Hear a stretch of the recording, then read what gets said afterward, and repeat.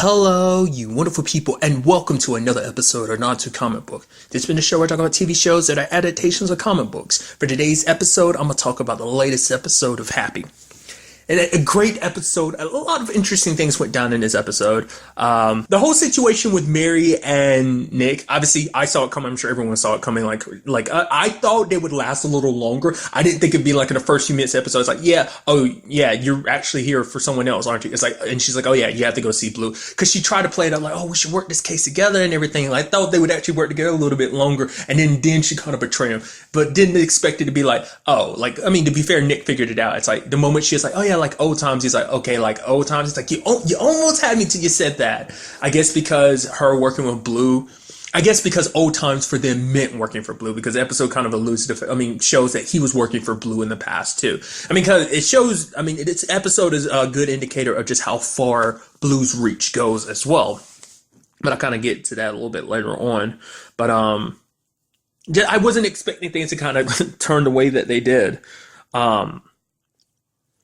But the biggest part of this episode was the fact is that Nick met with Amanda after 10 years. He hasn't really seen her subsequently since. And things didn't go the way, Happy was kind of expecting it to go. Nick kind of expected things to kind of be a little crappy.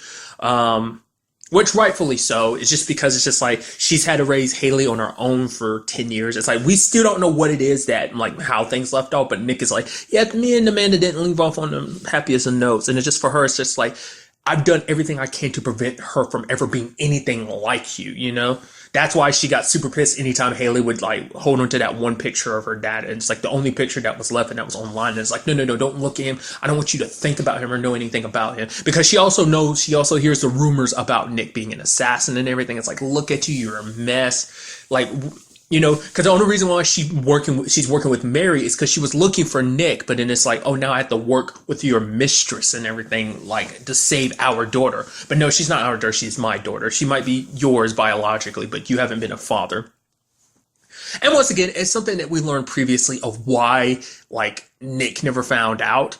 And even he's like, I understand why you didn't tell me. Like, it's understandable, like, why I wasn't there in her life and everything. Like, being who I am. It's like, I'm not, even he admits, like, I'm not a catch. I'm just all kinds of messed up right now, you know? And have been for a while, you know?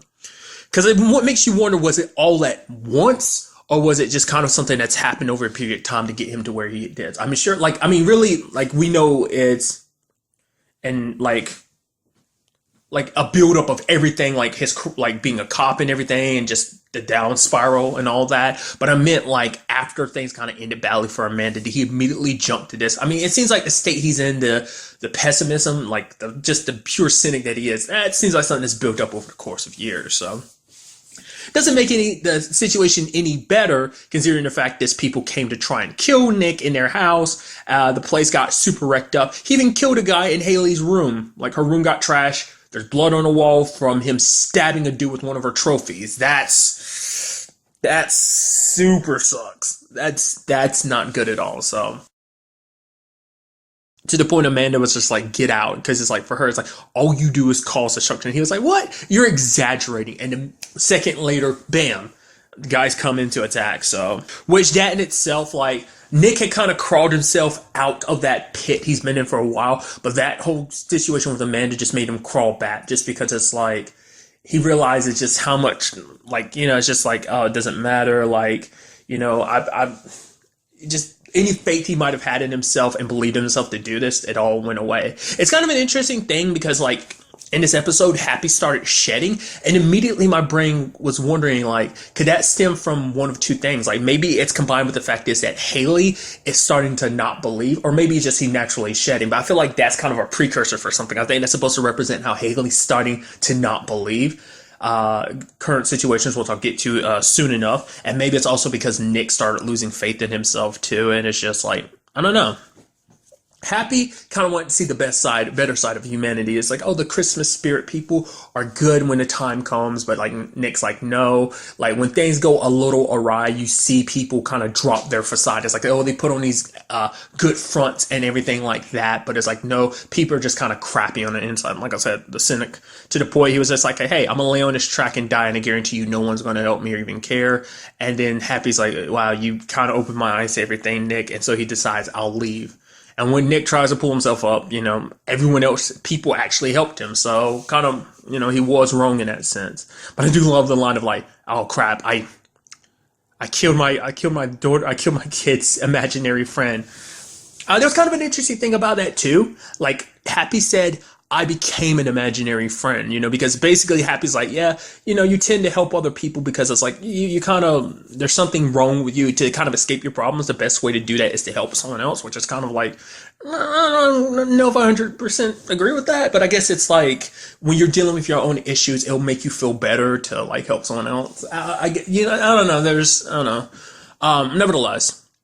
But the fact is he said that makes me think, well, what would, like, obviously, like, what were you before you were an imaginary friend? Because he was like, oh yeah, I'm from like, was it Zerk, the capital of the Cupcake Kingdom or something like that? But it's like, is he just talking about before I became an imaginary friend, before I became an imaginary friend for a kid? So it's like, prior to that, what were you? Are you like legitimately like a creature from a magical creature from another world? And then like, is imaginary friend like a job title? It's like, oh, I signed up for this job of being an imaginary friend. So I mean, how does that whole system work? How do you get chosen? How do you get that job? Was he just wandering around and it's just like, oh, Haley's here, oh, she needs help, let me help her out? And just like, and then he just became an imaginary friend. Is there a system for this, or is it just like, oh, like I became this title, like this is the word that kind of fits what I am for Haley? Is like, it's like, how does that come about? Is it because she's a kid and she needs help? I mean, at the same time, could that be said about Nick? Could he be here to be Nick's imaginary friend too, to help him in his time? It's like Nick is at such a low point in his life, and that this whole situation isn't just about helping Haley, it's about helping Nick too. I mean, I think borderline, you can tell that's kind of like supposed to be the underlining like subtext to the whole story as well. Or not even subtext, kind of the main plot of the story as well. So I'm just curious how that whole thing operates. I guess, we'll just have to wait to see if they really ever, like, really go into that or not. I mean, now that he's not around, like, where did he go exactly? Did he go back home when he went poof? Like, what was that about, So it does beg that question, too. What I also appreciate the fact is that Nick ended up figuring things out, because, in fact, he actually met the Santa that kidnapped all those kids. He actually met him before, and it was a time when Blue was asking him to do something, and then you're like, holy crap, I felt like I knew him before. So that's so interesting. Now he knows for himself that Blue is connected to all of this, so that's definitely going to be interesting going forward. Especially Blue's looking for him, and now he's going to be looking to go after Blue. So also, I feel bad for that reality TV dude, because like Blue's like, why would I give up this whole mobster life? I like what I do. Smashing a jingle bell, like one of those ornaments in his face and stuff like that. He still doesn't know about the whole Mikey situation too, is what like the guy was alluding to, but he never really got into it. So I forgot, did Isabella have the cameras with her when she went to find out about the whole Mikey situation? He might have been referencing the first time they were down there. That might have been what he was referencing, because I don't remember if the camera crew is with her when she found out about the whole Mikey situation, which is kind of messed up in the sense of like, oh yeah, like I need to draw upon Mikey's spirit. It's like, oh yeah, you got all that, you got these ingredients. Oh, it needs a mother's soul and a few dabs of my menstrual blood. Excuse me? And everyone's just like, ugh. And you hear someone like off camera being like, ugh, I threw up a little bit in my mouth. It's like, that's something, all right. Which we did see Mikey at the end of the episode. He sits down beside Sax. He's naked and he's just jerking it, and it's like, okay, so it does seem like it is Mikey. So what most likely happened is when he died, instead of like passing on, he went back into his body. That, because his body is missing too. So not, like I said, not unless something possessed his body, but it might just be the fact is Mikey's job wasn't done. Maybe there's some kind of like mystical situation set up with Mikey's body, where it's like if he dies, he has to come back because his work isn't done, in a sense of like whatever the Dawn told him and everything. Like everything the Dawn told him is like maybe it kind of keeps his soul bound to this world until he can pass it on to someone else. I don't know. And even Nick is like, yeah, things are getting super weird around here. It's like there's a dead guy sitting beside you jerking it, and it's just like, I don't know. Some interesting things too is I think Amanda's starting to have a shift in her mind, like by the end of the episode, because you know she ends up talking to Meredith, and it's like, oh wow, Nick was already there looking for Haley. So because he thought the only reason why, because in her mind it's like, oh, like he knows about Haley because of Meredith, you know. So it does, you know, it changes things a little because it's like, oh, Meredith tracked him down to help look for Haley, but it's like, no, he was already looking for Haley before Meredith even found him. So he kind of did that on his own. So the fact is he took the initiative and he was doing that. That means he is trying. He isn't just like here because, oh, like his mistress kind of dragged him back into this whole situation. So there's still a lot of stuff there, but like it did kind of make Amanda start thinking about like happier times between them, you know? And then she also found the wedding ring, which Nick was looking for, but apparently during that whole scuffle he dropped it. And the fact is that he kept it. I don't know. Doesn't mean they're necessarily going to get back together, but it does mean that she can believe him in what he says. So, but now Meredith herself, much like Nick, is figuring things out because it turns out IA, who's kind of already made it their business to keep tabs on her anyway, it seems that they're connected to this whole Blue situation. It's like, oh, you're supposed to be looking into some murders. Those murders being like the Scaramucci boys, and it's like, oh, we all know who did it. It's Nick.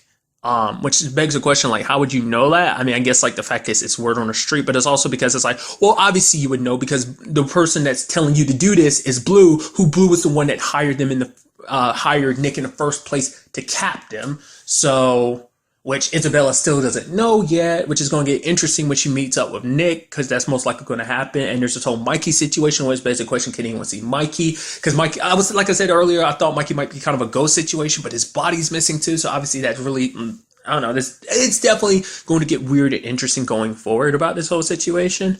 But we'll also find out a little bit more about the Nick situation, because it's like, oh yeah, Nick, he was going to go down that path anyway. It's like, yeah, you know, so it doesn't hurt the fact that, you know, you planted evidence against him. It's like, what evidence did they plant against him? I think it probably stemmed from the fact is that in that particular job there we saw in the past, Nick didn't take the job that he was supposed to take, which I'm assuming that job is the current job. Because that's the only reason why they got the Santa dude is like, not less, that was for a different job, but I kind of wonder, is it about this job? Because Nick didn't want to take the job because it meant working with this guy. And it's like, yeah, I can already tell this dude's a little off, so no. And Blue definitely doesn't take no for an answer. So probably like, oh, you won't work for me? Oh, you're going to do this and that? Okay, I'm gonna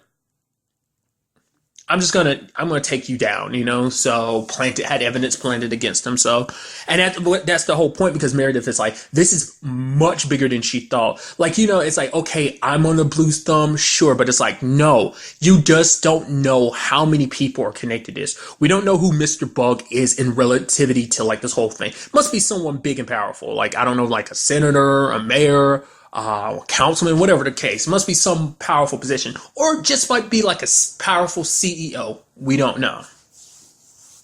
But like the fact of the matter is Meredith can't, like, there's no one to turn to, because even IA's under like Blue's thumb, and she's even trying to warn Amanda, do not get involved in this. It's much bigger than you. You're just going to get yourself hurt. And then like Amanda's like, you're just scared. And it's like, well, she has a right to be scared, considering the fact is that her mom's life is in danger. Is what scares her the most, you know. And even the IA's being like, oh yeah, your dad, if he was still here, he'd tell you like, do whatever it takes, just not to end up on a wall. Do whatever it takes. It's just like using her dad's name and just using him to kind of get control of her like that is just like, it sucks. Meredith's in a very tough spot. It's a very peculiar situation that everyone finds himself in. I almost was going to slip past almost talking about the other big thing this episode, about the kids being taken to what is a classroom, which Smoothie is kind of the watcher for, because he's there in the classroom. And it's like, apparently this is all about obedience, because before the kids were taken, like being shoved off by the Santa, he was basically like, oh, you're too good. He was talking to Haley like, you're too good to be alone with these other kids. I can see who's naughty and nice. I'm like, what the hell does that have to do with anything? What is this all about? Because this is also talking about like, oh, these kids, oh, you're terrible. You've done terrible things. Your parents have been so lax on you. You're going to know true obedience now. It's like, what are you doing? What are the purpose? Are you trying to brainwash these kids into what purpose? Even serving them cake and everything? which that one chubbier kid didn't get it. I felt so bad for him. It's like, yeah, we're not going to fatten you up anymore. And then Haley didn't want to eat her cake, and everyone's like, oh, it's so delicious. It's like, is that like some Hansel and Gretel crap going on right now? Is that what we're getting at right here? I don't know. Like, are we trying to brainwash them into becoming little soldiers or something like that? Like, I don't know. Like, my thoughts before were like, oh yeah, we're going to sell them to like, you know, put it on some like black market adoption type of thing. You know, I thought that's like some illegal means of kind of getting kids to adopted parents who are super rich and going to pay for it. That's what I thought the whole thing was about. It's hard to say at this point what this is really about. Like the whole obedience thing. I don't know what that's all about. The whole naughty and nice thing. Like the fact is they must have done their own research. But the question is, the fact of the matter is Haley, like the whole Amanda and Nick thing, like no one knows about that, you know? I'm sure like Amanda's probably scrubbed any records being like, yeah, that's totally Haley's dad. It's like there might be some medical records, but they probably don't look into it too much. I mean, it's just probably like, it was probably just a random luck of the draw. It's just like he happened to grab Haley. Or maybe it's like what he says and he sees naughty and nice and he saw something in Haley that just like a light inside of her or something. Like that's the question, like what that's all about. And I have no idea. We would just kind of have to wait and see what goes down in the next episode to find out like where this is all heading. But really, that's all I want to talk about in this episode. To the next time we meet, be happy, be safe, live life to the fullest, and enjoy it. Good day and goodbye.